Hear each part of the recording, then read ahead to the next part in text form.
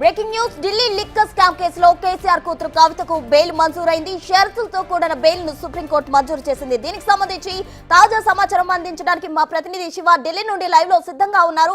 శివ, చెప్పండి, అయితే కవితకు అయితే బెయిల్ షరతులతో కూడిన బెయిల్ లభించింది. దీనికి సంబంధించి ఏ విధమైన షరతులు విధించారు కవితకి?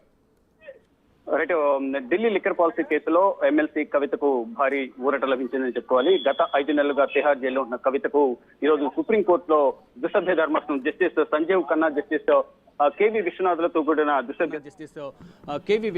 కూడిన దుసభ్య ధర్మాసనం కవితకు బెయిల్ మంజూరు చేసింది. కొన్ని కండిషన్స్తో బెయిల్ మంజూరు చేసినట్టు తెలిసింది. కండిషన్స్తో కూడిన బెయిల్ మంజూరు చేసింది. మొత్తంగా చూసుకుంటే 5 నెలల సుదీర్ఘంగా ఈ కవిత తిహార్ జైల్లో తన జైలు జీవితాన్ని గడుపుతూ ఉన్నారు.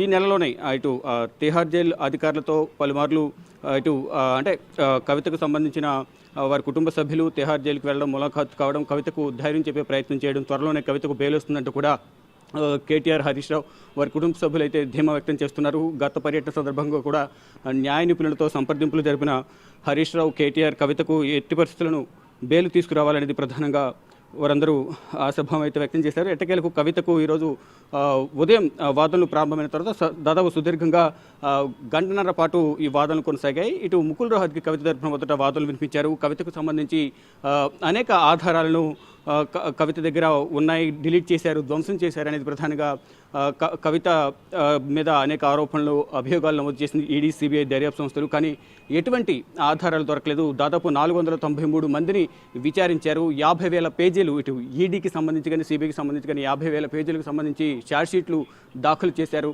అనేక మందిని విచారించినప్పటికీ 57 మంది నిందితులను దీనిలో చేర్చారు.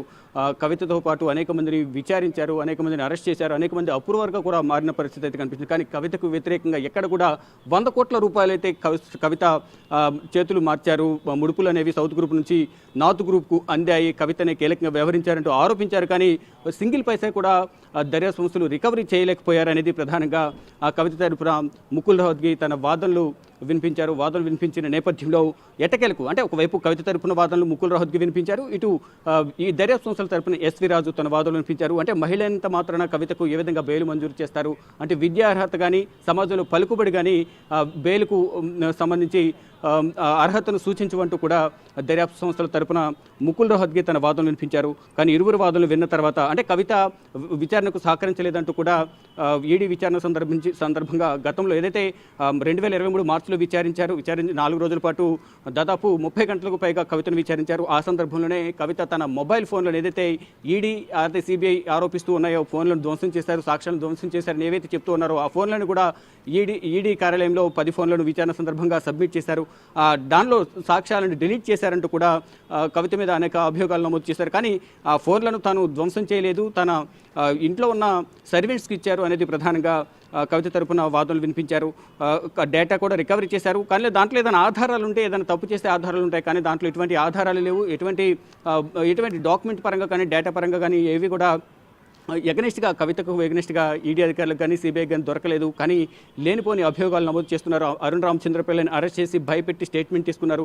అరుణ్ రామచంద్రపిల్ల ఇచ్చిన స్టేట్మెంట్ ఆధారంగానే కవితను అరెస్ట్ చేస్తామని గతంలో తెలిపారు. మళ్ళీ తర్వాత అరుణ్ రామచంద్రపిల్ల ఈ స్టేట్మెంట్ వెనక్కి తీసుకున్నారనేది ప్రధానంగా అంటే భయపెట్టడం ద్వారా, కవితను భయపెట్టడం ద్వారా అభియోగాల్లో భయపెట్టడం ద్వారా అరుణ్ రామచంద్రపల్లి స్టేట్మెంట్ వెనక్కి తీసుకున్నారనేది మరొక ఆరోపణ అయితే ఈడీ చేస్తోంది. అంటే జైల్లో ఉన్న సందర్భంలో అరుణ్ రామచంద్రపల్లిని ఏ విధంగా బెదిరిస్తారంటూ కూడా బెంచ్ కూడా అంటే ద్విసభ్య ధర్మాసనం జస్టిస్ బిఆర్ గవై, జస్టిస్ విశ్వనాథులతో కూడిన ధర్మాసనం ప్రశ్నించిన నేపథ్యంలో అంటే తరచూ లాయర్లు కానీ కుటుంబ సభ్యులు కానీ కలుస్తూ ఉంటారు కాబట్టి ఆ సందర్భంలో కూడా బెదిరించి ఉండొచ్చు అనేది ఇటు ఈడీ తరపున ఎస్వి రాజు వాదనలు వినిపించారు. ఇలా వాదనలు ప్రతివాదనలు కొనసాగిన తర్వాత అంటే ఎట్టి పరిస్థితులను కవితకు బెయిల్ ఇవ్వద్దు, కవితకు అగెనిస్ట్గా అనేక ఆధారాలు మా దగ్గర ఉన్నాయి, ఆధారాలు మళ్ళీ మేము మీకు సబ్మిట్ చేస్తాము, ఇప్పటివరకు ఈ ఛార్జ్షీట్లు దాఖలు చేస్తాము కాబట్టి ఛార్జ్షీట్లో కూడా కవితకు సంబంధించి అనేక అభియోగాలు ఉన్నాయి, కవిత ఎవరెవరితో వ్యాపార సంబంధాలు ఉన్నాయి, ఆర్థిక లావాదేవీలు ఉన్నాయి అనే దానిపై కూడా ప్రధానంగా వాదనలు వినిపించారు. దాంట్లో శరత్చంద్రారెడ్డి, మాగుంట రాఘవరెడ్డి రెడ్డి, మాగుంట శ్రీనివాసరెడ్డి, బుచ్చిబాబు, అభిషేక్ బోయినపల్లి, అరుణ్ రామచంద్ర పిల్లై, విజయ్ నాయర్,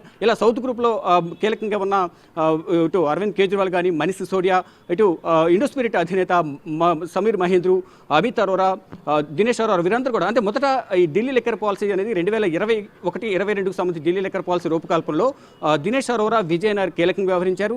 ఈ ఢిల్లీ లిక్కర్ పాలసీ డ్రాఫ్ట్ రూపకల్పన చేసే సందర్భంలో కూడా కవితకు వీరందరూ సహకరించారు. కవిత అలాగే విజయ్ నాయర్ అంటే ఆమ్ ఆద్మీ పార్టీ గవర్నమెంట్లో మీడియా కోఆర్డినేటర్గా విజయ్ నాయర్ ఉన్నారు. ఆ సందర్భంలోనే కవితతో పలుమార్లు సమావేశమయ్యారు. కవిత ఢిల్లీ లిక్కర్ పాలసీ సంబంధించి రూపకల్పన చేసే సందర్భంలో దీంట్లో ఇంట్రెస్ట్ ఉంది, దీనిపై అసలు రూపకల్పన ఏ విధంగా చేశారు అనే దానిపై మాట్లాడదామంటూ కూడా విజయ్ నాయర్తో పలుమార్లు ఢిల్లీలోను, హైదరాబాద్లోను సమావేశమయ్యారు అనేది ఈడీ, సిబిఐ అనేక మార్లు అభియోగాలు నమోదు చేస్తున్నారు. ఎవరినైతే అరెస్ట్ చేస్తారో అరెస్ట్ చేసిన తర్వాత వారికి సంబంధించిన ఛార్జ్షీట్ దాఖలు చేస్తారు. కాబట్టి ఆ ఛార్జ్షీట్ దాఖలు చేసే సందర్భంలో ఎవరెవరితో లింకప్ అయి ఉన్నారు వీరు అనే దానిపై కూడా అందరి పేర్లు దీంట్లో నిందితులు, సాక్షులను, ఎవరైతే అక్యూజ్డ్గా ఆరోపణలు ఎదుర్కొంటున్నారో వారందరికీ సంబంధించి కూడా అభియోగాలు నమోదు చేస్తూ వారందరికి సంబంధించి దీంట్లో ప్రధానంగా అనేక మంది సాక్షులు కూడా అంటే దాదాపు 493 మంది సాక్షులను, 57 మంది నిందితులు వీరందరినీ కూడా అనేక మార్లు విచారించారు.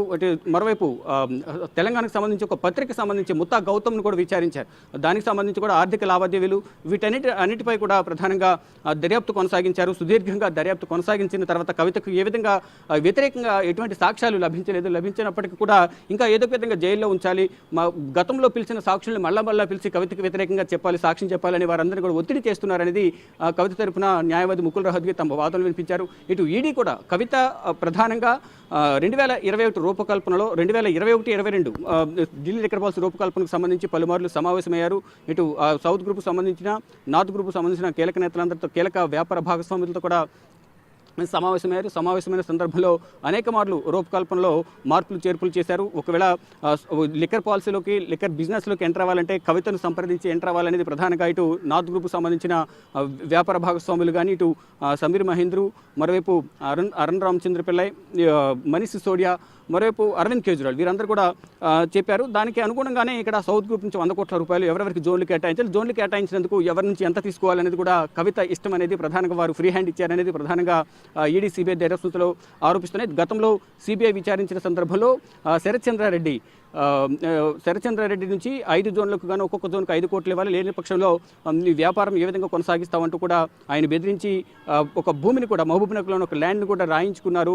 లోన్ లేని భూమిని ఉన్నట్లుగా రాపించుకుని లోన్ తీసుకున్నారనేది కూడా ఒక అభియోగం అయితే సిబిఐ కవిత పైన అభియోగాలు నమోదు చేశారు. అంటే శరత్చంద్రారెడ్డి ఇచ్చిన వాంగ్మూలం ఆధారంగానే ఈ ల్యాండ్కి సంబంధించి కానీ ఈ జోన్ల కేటాయింపులో కవితకు శరత్చంద్రారెడ్డి ఎందుకు జోన్లకు సంబంధించి 5 కోట్లు ఇవ్వడానికి విముఖత వ్యక్తం చేశారనే అంశాలపై కూడా గతంలో శరత్చంద్రారెడ్డి విచారించిన సందర్భంలో సిబిఐకి వాంగ్మూలం ఇచ్చారనేది వారు చెప్తూ ఉన్నారు. మొత్తంగా చూసుకుంటే ఇటు ఆరోపణలు, ప్రత్యారోపణలు, వాదనలు, ప్రతివాదనలు ఎలా ఉన్నా ఫైనల్గా కవితకు సంబంధించి ఎటువంటి వ్యతిరేకంగా ఆధారాలు అనేవి సిబిఐ, ఈడీకి దొరకలేదు.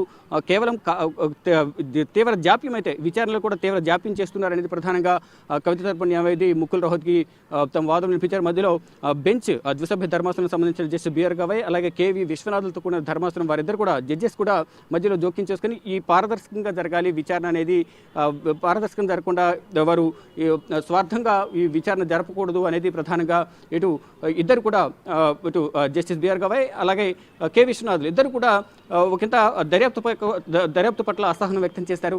మొత్తంగా అంటే కండిషన్స్తో కూడిన బెయిల్ మంజూరు చేస్తామంటూ ముందుగానే విచారణ సందర్భంగా తెలిపారు. కానీ ఇటు మొత్తం ఇంకా మరికొన్ని డాక్యుమెంట్స్ ఉన్నాయి, డాక్యుమెంట్స్ కూడా చూడండి, చూసిన తర్వాత మీరు జడ్జిమెంట్ ఇవ్వండి అంటూ కూడా ఎస్వి రాజు దర్యాప్తు సంస్థల తరపున ఎస్వి రాజు వాదనలు వినిపించారు. కానీ ఫైనల్గా కవితకు కండిషన్స్తో కూడా ఒక బెయిల్ అయితే మంజూరు చేసినట్లుగా కూడా చెప్తూ ఉన్నారు. మొత్తంగా చూసుకుంటే సుదీర్ఘకాలం అంటే దాదాపు 5 నెలల తర్వాత మార్చి 15న కవితను హైదరాబాద్లో ఈడీ అధికారులు అరెస్ట్ చేశారు. అరెస్ట్ చేసిన తర్వాత అదే రోజు రాత్రి ఢిల్లీకి తీసుకొచ్చారు. 16వ తేదీన రౌజేని కోర్టులో హాజరుపరిచిన తర్వాత మొత్తం 10 రోజులు కవితకు ఈడీ కస్టడీ ఇచ్చారు. ఈడీ కస్టడీలో ఉండగానే అంటే మార్చి 15న ఈడీ కస్టడీ ముగిసిన తర్వాత జ్యుడిషియల్ కస్టడీకి తిహార్ జైలుకు తరలించారు. తిహార్ జైల్లో ఉండగానే ఈడీ కేసులో జ్యుడిషియల్ కస్టడీలో ఉండగానే 5వ తేదీన కవితను విచారిస్తామంటూ కూడా రౌజేని కోర్టు దగ్గర సిబిఐ పర్మిషన్ తీసుకుని 6వ తేదీన విచారించింది. 6వ తేదీన విచారించిన తర్వాత కవితను 11వ తేదీన అంటే రంజాన్ పండుగ రోజు కవితను అరెస్ట్ చేశారు. ఏప్రిల్ 11